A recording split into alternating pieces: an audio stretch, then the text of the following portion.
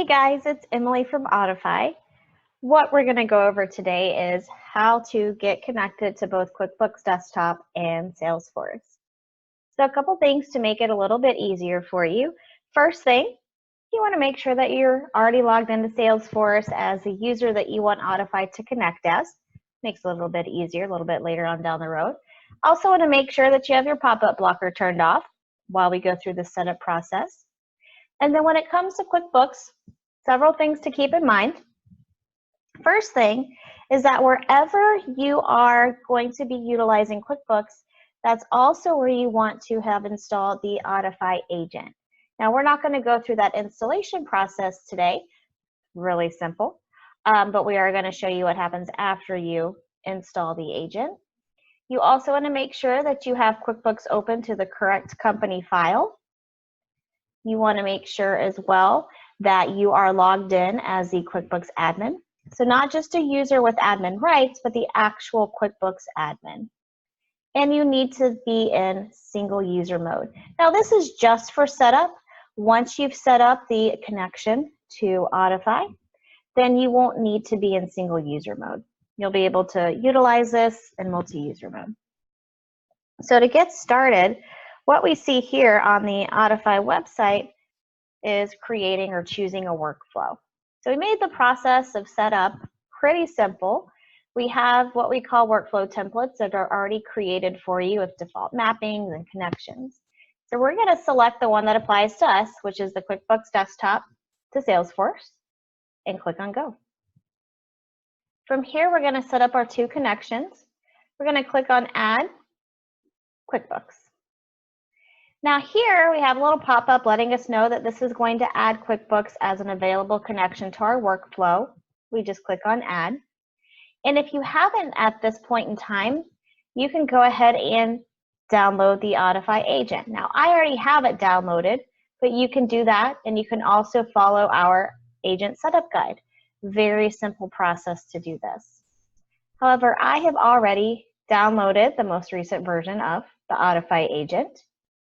And so what I need to do at this point is actually copy this token and enter it where it says agent token and hit save. So now that's saved. We're going to click next. And once we hit the connect button, we're going to have to give some permissions access to QuickBooks. So we're going to hit connect. And now what's going to happen in QuickBooks is we're going to get this window that pops up. It's asking, do we want to allow this application to read and modify this company file? Yes. And do we want to allow access even when QuickBooks is not running? So I'm going to say yes, that we're going to allow Autofy access to QuickBooks even when it's not running. This is especially helpful for whenever you have scheduled syncs, which we'll get into on a different video. And I want this to always log in as the admin. So that way we don't run into any permissions issues. We want it to always just log in as the admin. We're going to click continue. We get another pop-up just confirming that, hey, Autofy is going to have access to this specific company file in order to read and modify QuickBooks data, because yes, we're syncing, and to enhance the QuickBooks user interface. So we're going to say done. Once we've given that permissions, then we are going to be connected to QuickBooks Desktop. So very simple.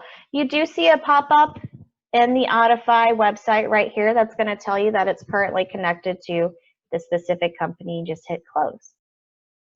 We've got our QuickBooks Desktop connection set up and ready to go, and now we can set up our Salesforce connection.